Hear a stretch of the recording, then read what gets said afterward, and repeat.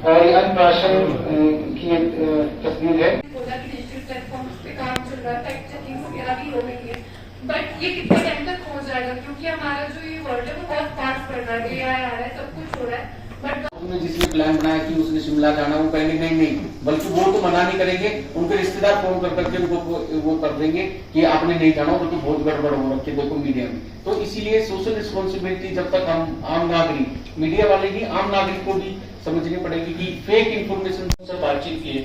इन सबका, इन सारी कवायद का पर्पज ही ये है कि ऑथेंटिसिटी मेंटेन रहे, विश्वसनीय खबरें लोगों तक जाए और जो भी खबर देने वाले सोर्स है वो भी एक तरह से ऑथेंटिक रहे। अलग अलग तरह की कोशिश है, लेकिन जल्दी आपको एक कॉमन एक प्रोटोकॉल जल्दी मिलेगा जिसमें कि इन्फ्लुएंसर से इन्वॉल्व है, इसलिए टाइम लगा है।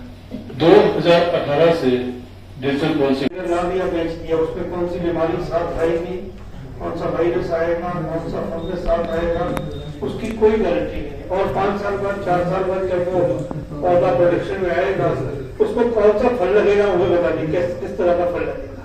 ठीक है, तो ये जो जितनी आप तारीफ कर रहे हो कि खुद इटली से ला रहे हैं, वो बहुत रिस्पॉन्सिबल गेम खेल रहे हैं हमारे प्रदेश के साथ। अगर कोई ऐसी वायरस उनके साथ आ गया, बिना क्वारंटाइन किए वो पौधे प्रदेश में आ रहे हैं, जबकि कायदे से 3 साल मिनिमम जो इम्पोर्टेड पौधा वो क्वारंटाइन होना चाहिए।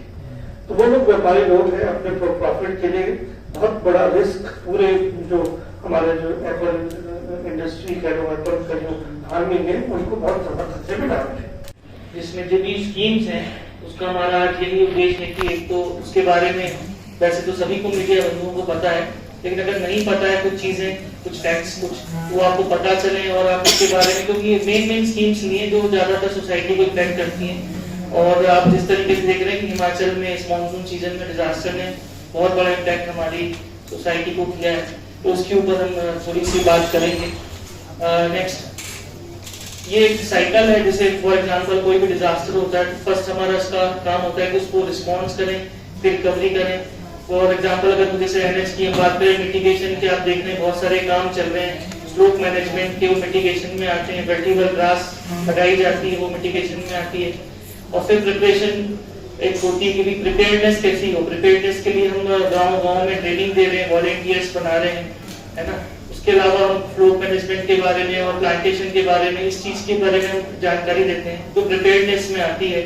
और ये पूरी साइकिल है हमारी डिजास्टर मैनेजमेंट की जो हमेशा ही चलती रहती है, कभी प्रिपरेशन मोड है, कभी मिटिगेशन मोड है, तो अलग अलग मोड में हम काम करते रहते हैं। नेक्स्ट, ये थोड़ी सी एक प्रोफाइल है, वैसे सभी को पता है, और हमारा जो सोलन जिला है ये लोअर शिवालिक्स में आता है। हमारे हिमाचल में, देश में हिमालय के जितने भी ग्रेटर हिमालय, मिडिल हिमालय, सभी कुछ कुछ डिस्ट्रिक्ट्स में आता है और हर एरियाज की वल्नरेबिलिटी अलग है।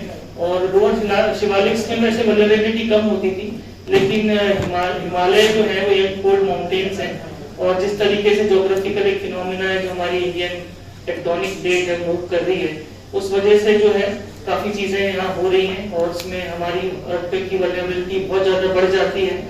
और साथ ही साथ आप देख रहे हैं कि सिंकिंग जोन्स भी बहुत सारे हमारे स्टेट में बन रहे हैं। खासकर अभी आप देखें तो इस वर्ष हमारे ह्यूमन लॉस कम हुआ है, अच्छी बात है, क्योंकि प्रिपेयर्डनेस उसमें हमारी वैज्ञानिक विभाग ने काफी अच्छी की। जहाँ भी इनको लगा कि यहाँ पे सिंक हो सकता है या वल्नरेबल है, तो उन्होंने पॉपुलेशन को वहां से हटाकर कैंप्स में रखा। अभी भी 200 से ज्यादा फैमिलीज हमारी इंफेक्टेड है, और लेकिन ये अच्छा रहा कि किसी का भी ह्यूमन लॉस नहीं। इस जो मनोवर्तन हमसे कार्यशाला आयोजन की गई, सबसे पहले मैं प्रेस इंफॉर्मेशन ब्यूरो का धन्यवाद करना चाहूँगा कि उन्होंने सोलन जिला के मीडिया से जुड़े हुए सभी साथियों के लिए एक कार्यशाला का आयोजन किया। प्रेस इंफॉर्मेशन ब्यूरो की जानकारी श्री अहमद खान जी ने अभी दी थी कि इनका क्या रोल है, किस तरह से सरकारी फैसलों की, सरकारी नीतियों की, सरकारी कार्यक्रमों की जानकारी जनता तक ये पहुंचाते हैं। इसी कड़ी में आज के जो हमारे मीडिया के साथी हैं उनके साथ इंटरेक्शन था और कुछ विषयों पर चर्चा भी की गई। खासकर अभी हम लोग आपदा से निकल रहे हैं। आपदा बरसात के समय में हिमाचल में और कई प्रदेशों में भारी नुकसान हुआ है, और आपदा के समय में मीडिया की कैसी भूमिका रही, कैसी रहनी चाहिए, उन विषयों पे हम लोग आप चर्चा कर रहे थे। आज का दौर इंफॉर्मेशन टेक्नोलॉजी का दौर है। कम्युनिकेशन इतना फास्ट हो गया है कि अब छोटी छोटी खबरें लाइव हो जाती है। पूरे जो रीच है मीडिया की, और खासकर जब से सोशल मीडिया आया तब तो और ही एक डायमेंशंस ऐड हो गया है। हर व्यक्ति आज एक तरह से रिपोर्टर बन गया है। जो भी कोई इवेंट होता है मैंने तो लाइव कर फटाफट वो अपना मोबाइल ऑन कर देते हैं। और चाहे कोई भी इवेंट हो रहा हो, अच्छा हो रहा हो, बुरा हो रहा हो, उसकी सूचना बहुत जल्दी से संप्रेषित हो जाती है। और कई बार जल्दबाजी में कुछ तथ्यों की कमी के कारण उसका नुकसान भी हो जाता है। हालांकि जैसे यहाँ स्टूडेंट ने सवाल पूछा था कि जो डिजिटल मीडिया प्लेटफॉर्म्स उनके लिए हमारे पास कोई रेगुलेटरी फ्रेमवर्क नहीं है, ना उनका कोई रजिस्ट्रेशन है, ना तो उनकी कोई और कोई इस तरह की कोई जांच भी नहीं है। कोई भी आदमी सोशल मीडिया पे जाकर खबरों को डालना शुरू कर देता है।